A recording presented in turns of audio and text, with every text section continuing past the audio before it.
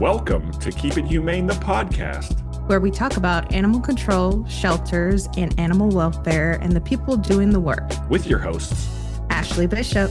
And sometimes Ashley Bishop. And Daniel Ettinger, helping people help animals. Well, it's just us again. It's Texas Bishop and I, as Wisconsin Bishop is up there in Wisconsin driving a snowplow today. She's a little busy and she can't record and drive at the same time. Thanks for keeping the roads safe, Wisconsin Bishop. I can't even imagine, dude, with the amount of weather that they've had, it's nuts. It is. It's absolutely stupid. That's why I live in Southern California now. And even in the mornings when I go out to walk the dog, I'm still cold and it's like 50 degrees. So, you know. For us, it's just these are the months for Texas that are like whiplash. Like it's just like this is our winter time. This is generally when we hit our winter spells, but it's like the other night it dropped down to like 23 degrees. Yesterday it was 81 degrees outside. See, that's just confusing. Like if I was a snake in your area, I'd be like, why did I come out of the ground today? Like, this is not how this is supposed to work. I need to be locked in, hibernating, and then you throw this 81 degrees out. Man. It's just gnarly. I don't understand it, but I love it here. I don't think I would move anywhere else, to be honest, other than, I don't know why you hate Colorado so much, but no. I don't hate it. I don't hate it at all. I don't. What I don't like is the winter. It is pretty, but I don't like the winter. It just gets cold. And then honestly, and I can't speak to Texas because I've been in areas. The summer is ridiculous at times because it's just like 108 degrees. But I think you have humidity down there in Texas. They don't have that in Colorado. So it depends where you're at. And I would almost prefer humidity over dry because I experienced winter in Colorado for the first time in my life ever in 2008 when I went to Colorado State University for my first semester of college. Shouts out Rams, go Rams. And it was a whiplash. Like I maybe was walking maybe a block to all my classes and you would have thought I was dying. That's up there in in Fort Collins, and it's like there's nothing to stop the wind. It's just like everything's flat, and you just get hit with all that cold windshield. Man, I can't do it. Yeah, but it was a great experience, and I lost a shit ton of weight real quick. But it was my first snow ever in my life. I was like 19 years old or something like that. It was the first snow I had ever seen, so that was fun. I wasn't prepared for it at all. Did you do snow angels? No, I never did, but I had classes at night and I always saw a fox. There was this one fox that'd always be around campus all the time. Yeah. And honestly, I never really got homesick in Colorado, man. It was such a great time. I wish I could have stayed. But yeah, if I were to move anywhere, I would move to Colorado. Okay. How are you, homie? Would he do it? Would the husband move to Colorado? I think so. Yeah. I think he would. Little mountain town. Yeah. I'm good. Look, life is life and it can't be perfect all the time. And so I just appreciate the opportunities that I have. I'm grateful of this podcast. I'm grateful for our listeners. Check us out, keepithumane.com. I don't plug our website enough. Go to Facebook, Instagram, follow Smart Shelters, do all this stuff. I'm good. Life without adversity is probably not life. And so I'm just grateful that I get these moments. I'm intrigued by, just intrigued by people, and I'm intrigued by just the differences of how people interact with their pets. I got to watch this is great. It's fun. So I have an awesome dog sitter, probably not listening, but if you're listening, shout out.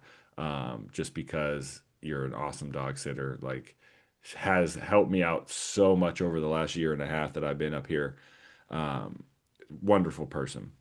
And they've watched Mooney, he's like their second dog. And so she asked me to watch her dog the other night. She was going out. He's still a puppy. He's a year, but he's also a mastiff. God. He's a mastiff.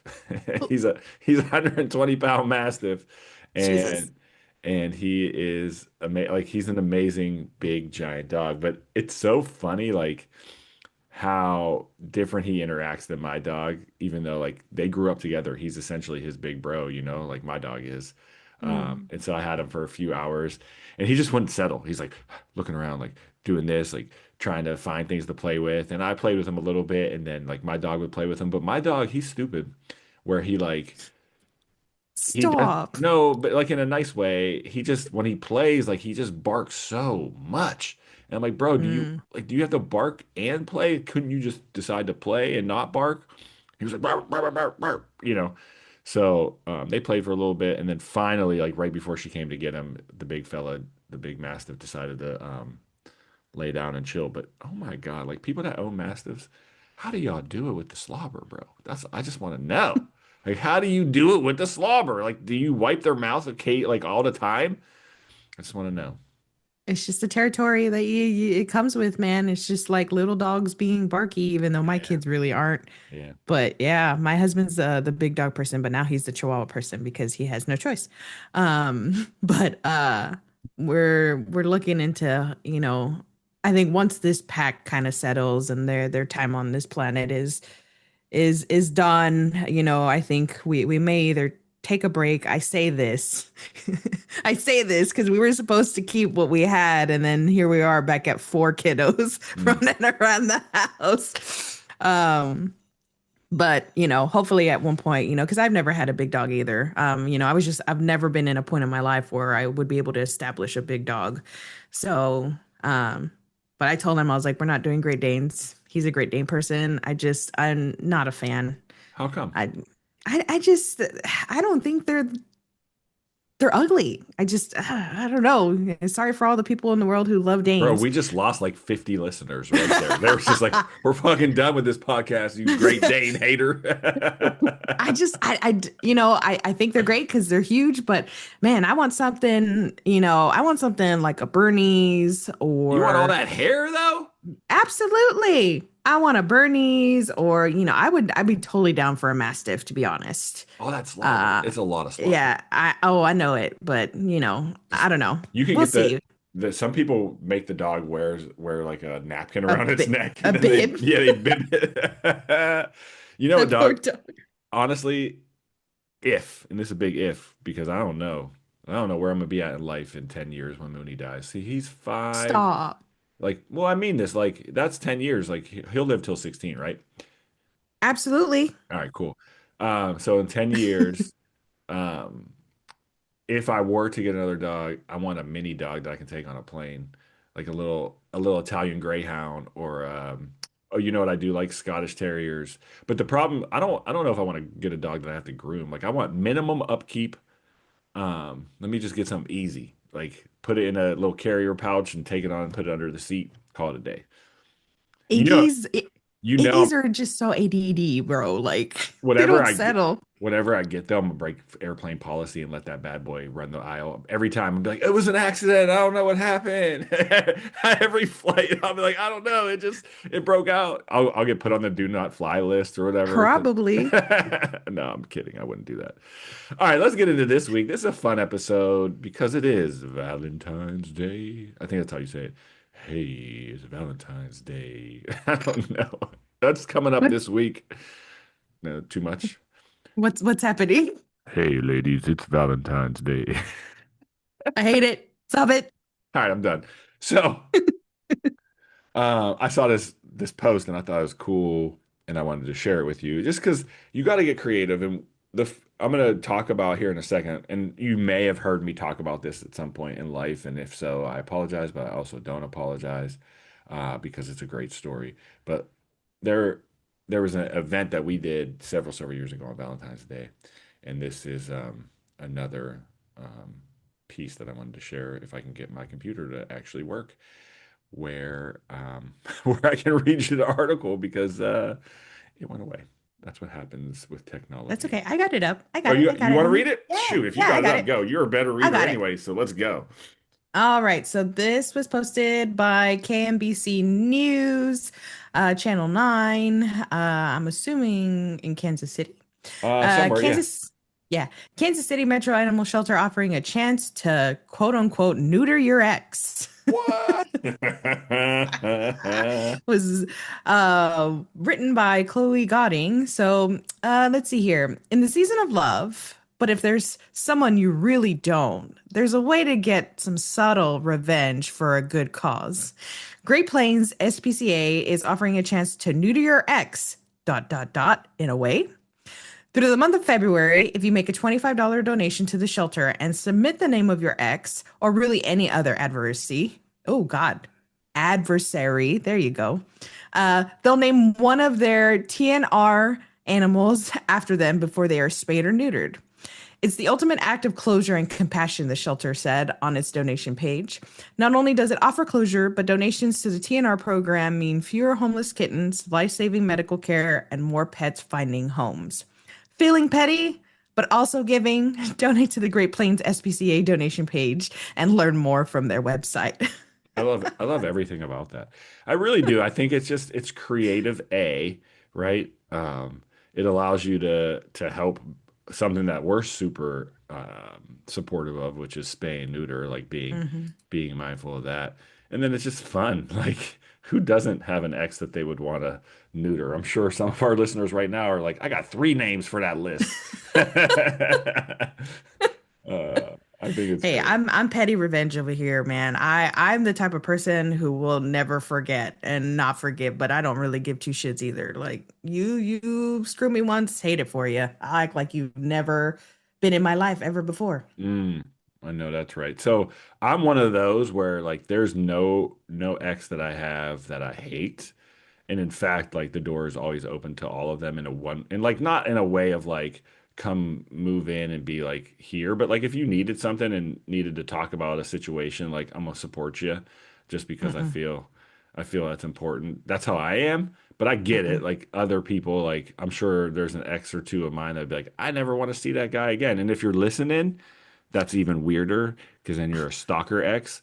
But but at the same time, like I don't know, I'm just I'm not that kind of person. I just maybe it's just like my abandonment issues. I always want to like have that closure. Who knows? I have my own issues.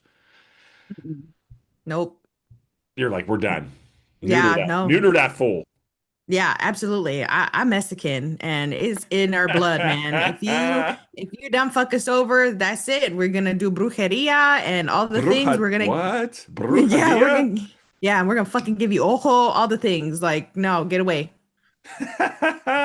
Well, to the campaign itself, shout out to Great Plains Humane Society. That's fun, clever. I hope a lot of people do that. And just shout out to them promoting that positive Hmm. like need for spay and neuter.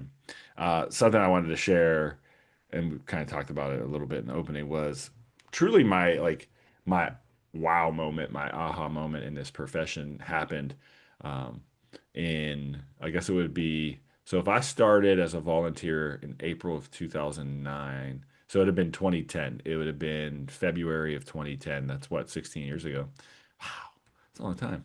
Uh, I was a volunteer at then it was called the Denver Municipal Animal Shelter. You had to have municipal in there for whatever reason. Uh, and it used to be located at 666. Yeah, it Ooh. was 666 South Jason Street, and then they started. This was before I volunteered. They started getting a lot of heat for it, and they found that they had enough in the parcel area or whatever to change it to 678. So they moved it from 666 South Jason Street to 678. It was Ooh. the epitome of the dog pound before they shut it down and then opened up the brand new state-of-the-art shelter in 2011. It was a dog pound. Anyway, I digress. Our volunteer coordinator was awesome, man. She was so supportive of us, and she was tasked with creating an event. She was super excited about the event that she coined called Meet Your Match, and it was designed around Valentine's Day, and it was kind of like a play on, meeting your match, but like in this sense, it would be meeting your match as like your new family member, your pet. Hmm. That was the whole goal. Um, and it was cool. Like as a volunteer, I didn't know what to expect. It was my first event. Like I was just excited to try to get these animals home. And when I say things like the work that we do either directly or indirectly changes lives, like this was that directly changed life moment for me. And if I never changed the life after this, I think my life would have been complete as far as like knowing that I helped somebody. So just imagine that dog pound. It's dark, it's loud, probably smells bad. Like all the kennels are, it's basically a warehouse and it's just all the kennels and you hear all the noise, everything. So I'm in there and I'm just doing my thing, standing around mostly as a volunteer talking. I'm kidding. I was just waiting for people to need help. And I remember getting tapped on the shoulder, like actually tapped. And I turned around, there was an kind of an elderly woman, very sweet, nice lady, asked to see this chocolate cocker spaniel. Oh God. I know, I love those dogs. Um, Mm-mm. yeah, they're cute, but their ears are stinky. Anyway, um, so she asks us, "Hey, can we?" She says, "Can we see this dog?" I was like, "Sure." Now, the way it was set up for this meet your match, we had well, not even just specifically for that, but like the meet and greet area for anyone to meet with a dog is still in the warehouse part of the dog pound part. Mm. So it's loud, like it's just not comfortable. And she says, "Hey, is there any chance could we see this dog not in here because it's loud and my husband just recently had a stroke?" I was like, "Say less, like that's fine." She's like, "He's in the lobby. Could we see the dog out there?" So I may have asked, I may have asked like, "Hey, is it okay if I bring this dog out to the lobby because of this?" I joke around that I didn't ask, but I think I asked. I think I was like, "Hey, to our coordinator or whoever, like, can I bring the dog out there?" And they're like, "Sure." So I snag up the dog, yoink, pick him up or pick her up, and start walking out to the lobby. And I just remember seeing this guy. He was like standing up, but kind of leaning on like the wall. And you could tell like he definitely recently had a stroke, as he's kind Mm. of like neurological, like a little bit shaky. Um, Mm-hmm. but the moment he sees this dog, like tears just start flowing from his eyes. And I'm like, wow, like this again, this is like my exposure to this profession, like that impact moment, that wow moment. And as he starts to cry, like he wants to hold the dog, but he's not physically capable. So he sits down on the bench, and I sit down next to him and I put the dog in his lap, and he can't stop crying, and he can't talk, like he's nonverbal. And his wife just says to me, like, we used to have a dog that looked exactly like this. And that was it. Like I knew they were going to adopt this dog. They adopted the dog. And I don't even remember. I could have gotten seven more dogs, paired up with people that day.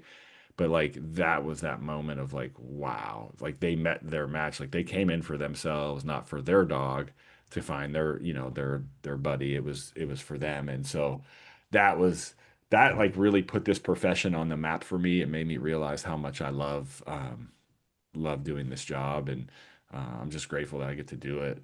And it was such a cool idea, meet your match, a little like kind of like a speed dating thing for people to find, or well, the idea was for them to bring their dog and people find a match for their pet, but I think it worked either way. That's amazing. That's absolutely amazing. And it's funny that you go back in time like this because like my storage on my phone has been very full, and I have pictures on there since the dawn of time, like since iPhones were a thing.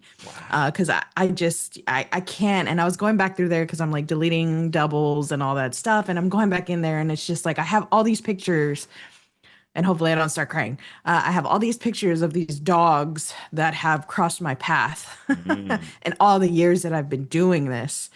And it's just, how do you delete those photos even though those dogs are probably not here anymore? mm. And I have all these photos. I have a photo of me back in the day when I worked in one of the big shelters in Edinburgh.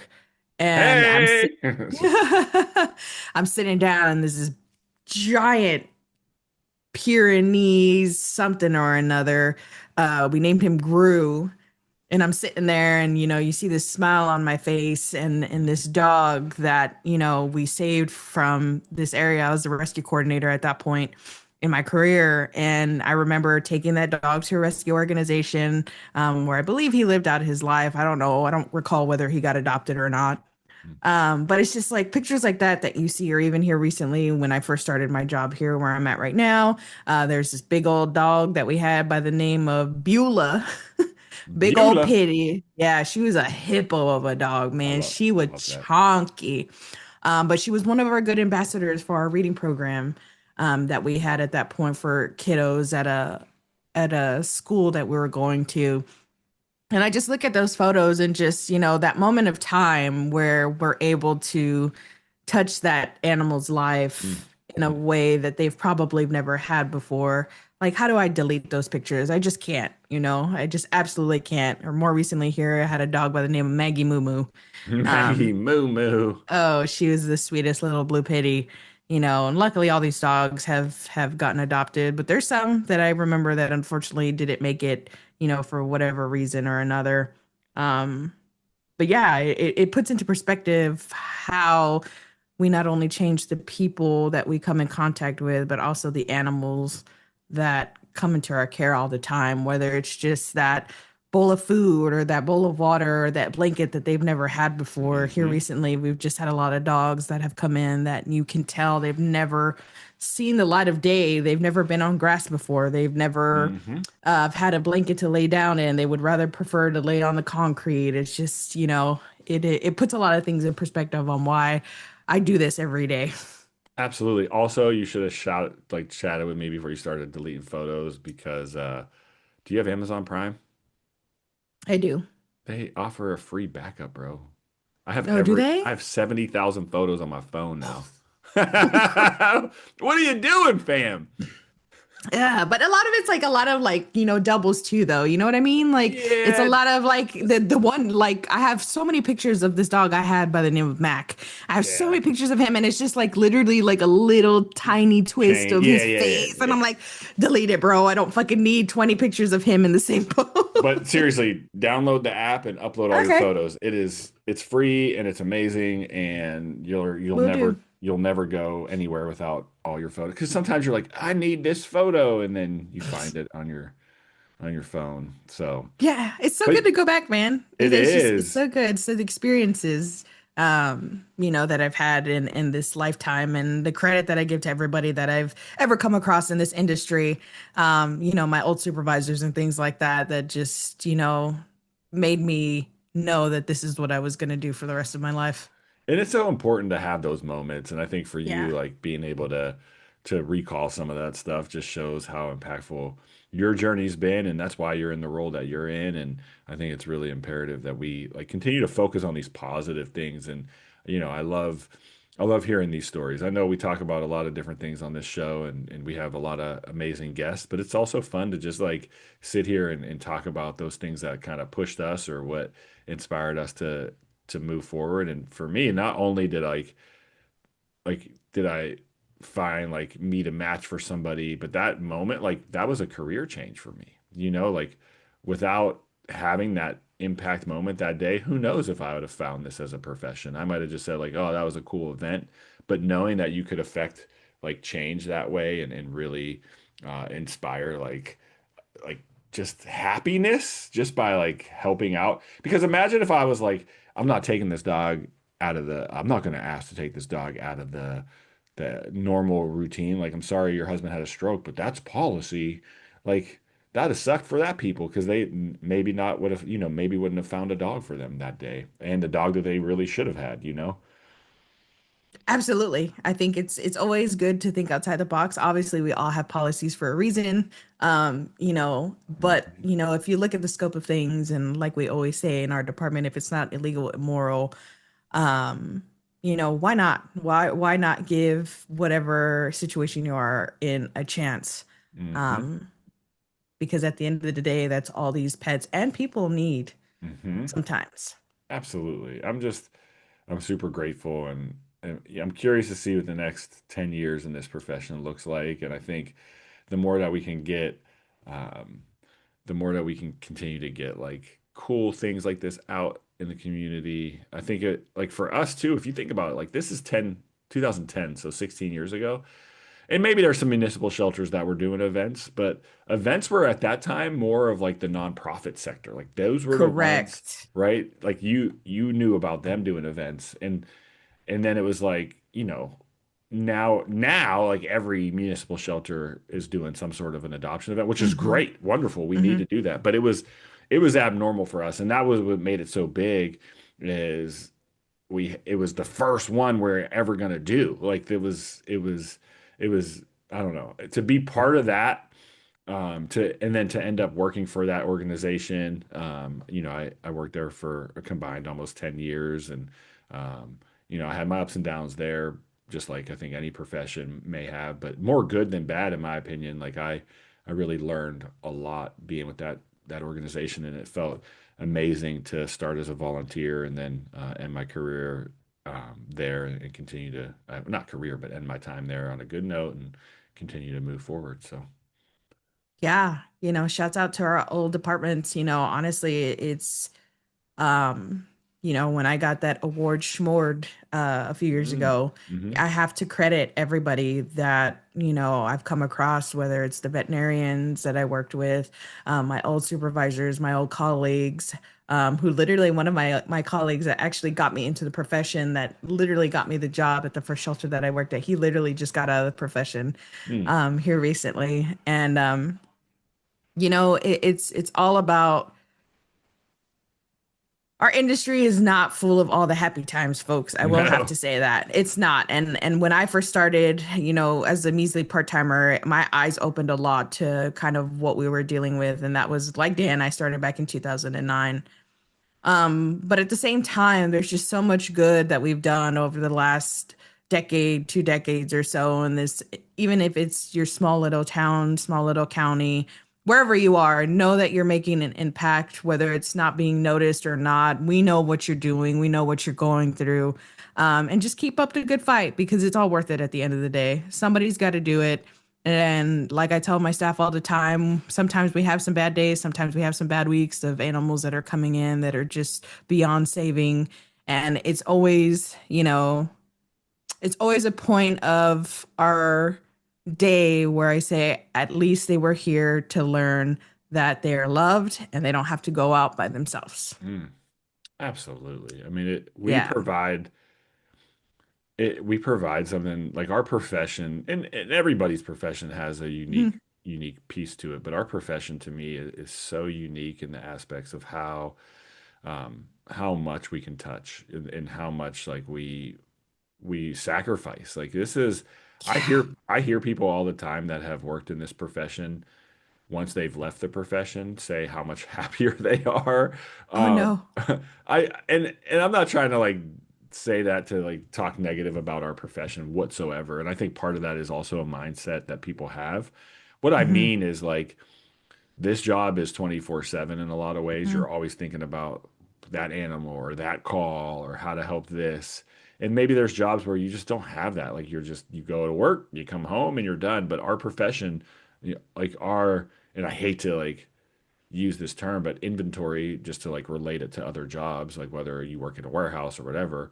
But our inventory is living, breathing, conscious, like Hmm. happy, sad, angry, friendly types of things. And it's nonstop, it's round the clock. And so I think that adds to sometimes how we feel, or how we act, is because of those moments. And so just know that we all know this job is hard. We support you, and we're always here. Like we're always here to chat.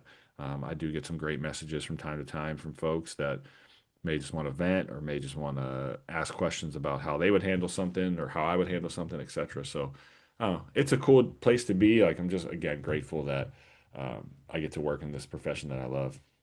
But So yeah, keep, yeah, we don't want to make it seem like it's all doom and gloom, but we definitely want to understand, let everybody know that we understand, and that there's such good things like, this story here, about Neuter Your Ex and stuff like that. Think outside the box, folks. You just never know.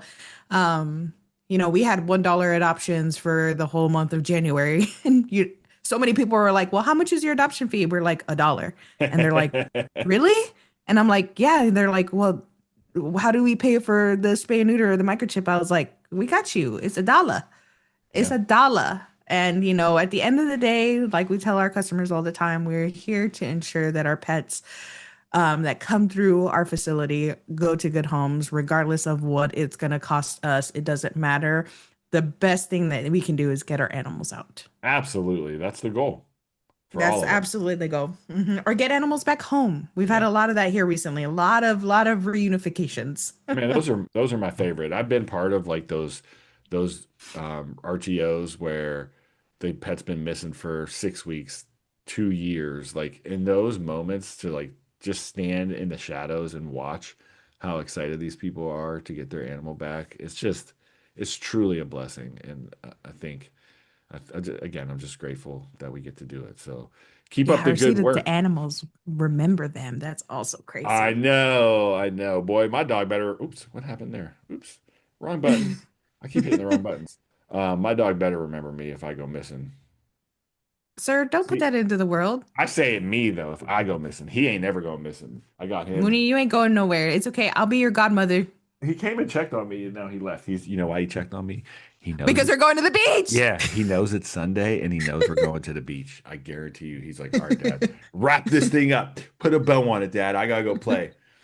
Um, well, we appreciate y'all for listening. Please check out our website, keepithumane, keep it humane on all the. Oh, there, come here, boy. Look, I said the magic word, Dada boy. Moonies. Come up. Dada He Moonies. knows. He's like, I heard the word. Again, thanks for listening. Uh, like, share, rate, do all those things, and come back next week. It is the real 300th episode of Keep It Humane with some special guests. So we appreciate y'all. And Yeah, and if y'all haven't listened to our last podcast, it was unique. So make sure that you go listen to it as we hear a good story. absolutely. Thanks again for continuing to help people Help animals. and keep it humane. Keep it in